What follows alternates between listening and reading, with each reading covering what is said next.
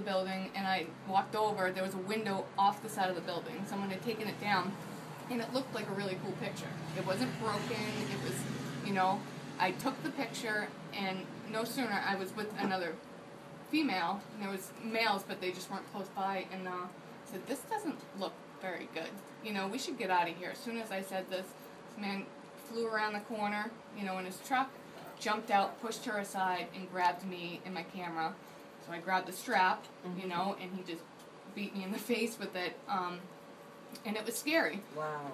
He ended up getting arrested that day, and so what was he worried about, that you were taking pictures of something no, seedy that he was doing? I don't know. He was saying at the time, I'm sick of you guys stealing copper wires. Oh. And I'm like, I had a poncho on. There was no copper wires hanging out. I had a camera and a tripod. So, mistaken identity, I don't know.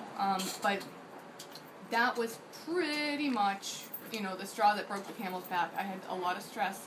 Yeah. And then this thing happening that I wasn't prepared for. I ended up getting something, they call it post-traumatic stress.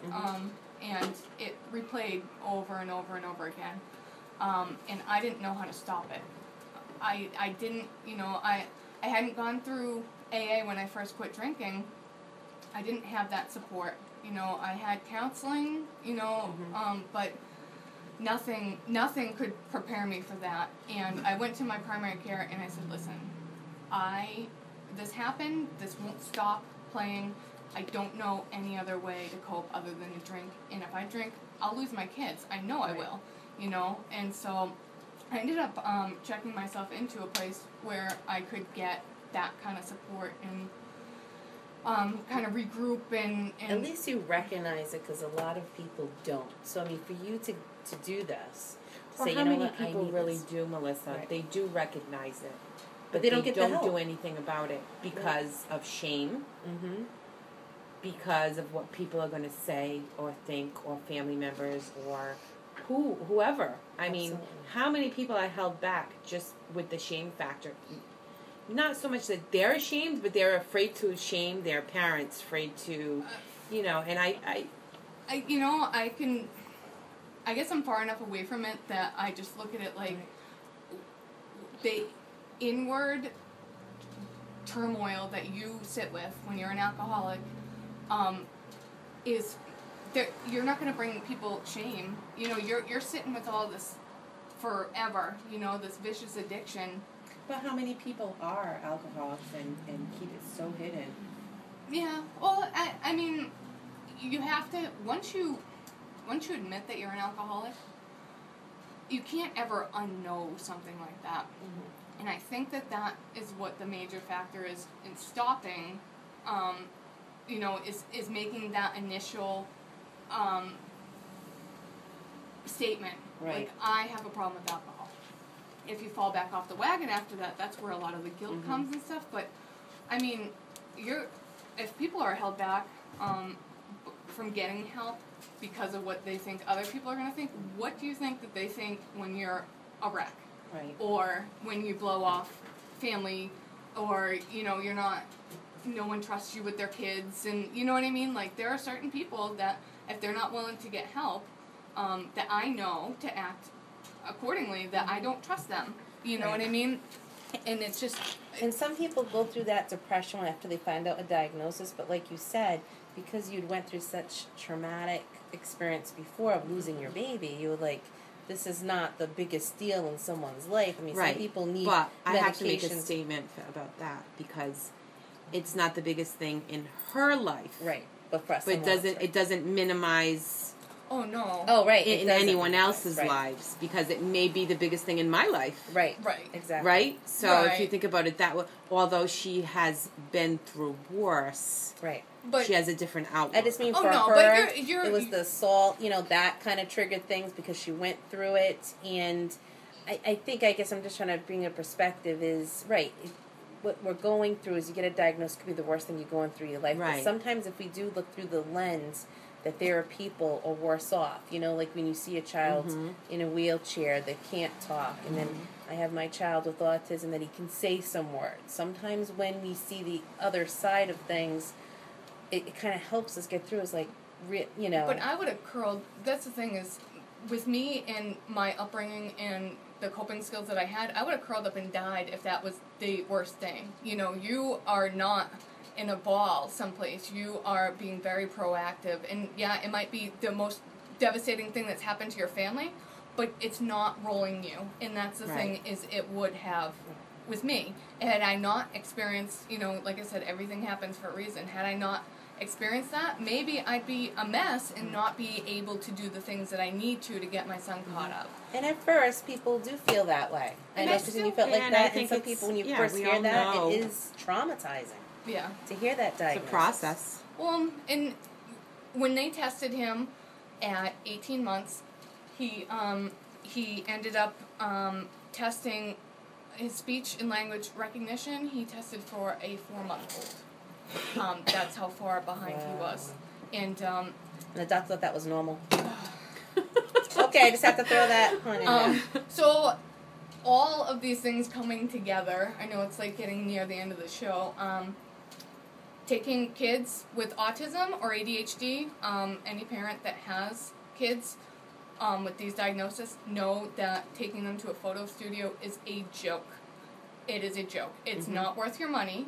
You know, you get to pick out of the best of the crappy pictures because that's how it goes. You can't force, you know, these kids to look and smile and whatnot. So, with my own kids, I had to come up with something. And so I actually created a method where I will go to people's houses that have kids for any reason. I pretty much say for any reason that makes it difficult. If you have triplets and they're all little, that's going to be a difficult situation to bring them to a studio. So that's, you know what I mean, like that's a qualification. I go to them, the parents, for me to come to their house, and there's information on www.everycandidmomentphotography.com under special needs photography. You would fill out a questionnaire where I would try to get as much information that's helpful, what your kid likes, ways, because you need to build a rapport as soon as you walk in the door with these guys. Are there any issues that might, you know, should I avoid saying something that causes a meltdown? You know, is there things that will agitate them? Do they hit, you know, what are some of the signs that they're overwhelmed? Right. You know, things like that, because I know, and that's something Sears doesn't do. Whoops, did I say that out loud? All right, that's what some major department stores we like don't to quote do. and go local photo studio. Yeah, I don't want to say names, sorry. But it's a different... Now I'm in trouble. It really is a different perspective in photography because, I've lived it. So, I mean, not every kid that I've been in contact, I've gotten pictures of.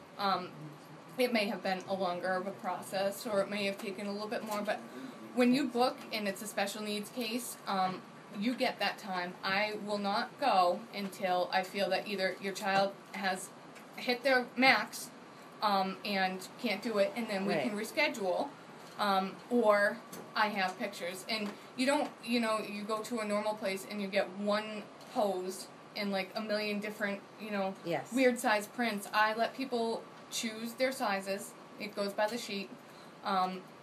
You can pick from several poses, you know, because I take a lot of pictures. What I do is I set up a green screen, and I use a chroma key program. So we get the kids, and we kind of let them interact and try to get their reactions, and then when they're done, we worry about putting things in like backgrounds. And if you book with me and you come to my house, I have an enclosed trampoline in my living room. Oh, that's good. I'll be there. And seriously, you have no idea. Easter, we got live chicks, which went over really well. And parents were like, oh my God. They could sit and drink a cup of coffee while their kids went crazy in this trampoline and look through their pictures. Like, when have you been able to do that in a studio ever? That is amazing. I love it. It's like... And now how many states will you travel to? Because I'm thinking... well... How far could people hire you? If they will pay for my transportation, you know what I mean? Get me there, you pay for whatever, then I will go wherever they want. That's actually one of my goals or dreams is to be flown out someplace. You might. right after this show. Hey, that would be really amazing. And actually, I have kind of a campaign going right now to write to Ellen DeGeneres' show because she does a promo that is like, do you know someone that could use help getting their dream? And my dream is to open a sensory-friendly studio in our city, you know, where I can have things like trampolines and water tables and, you know. That'd be awesome. It would be awesome. So it's everycandidmoment.com, right? www.every... candidmomentphotography.com. And you might as well bookmark it because you never want to type out that whole long thing again. We'll post it again on our Facebook, Special Storm Radio, and we'll put it on our specialstormradio.wordpress.com when we put the show on. Awesome. And, you know, you can always welcome to, like, post things, let people know. That's we love awesome. to give resources out to people. And if you go on my Facebook, you can see I've done some stuff with Radio 92.9, and I've gotten a lot of good pictures of bands. They'll send me information and stuff. Oh, so yeah. It's been pretty cool. Well, we're going to go to commercial break. We'll end with you. We also have another special guest we're going to bring in to say some goodbyes. So we'll be back after this break. You listen to Special Storm Radio.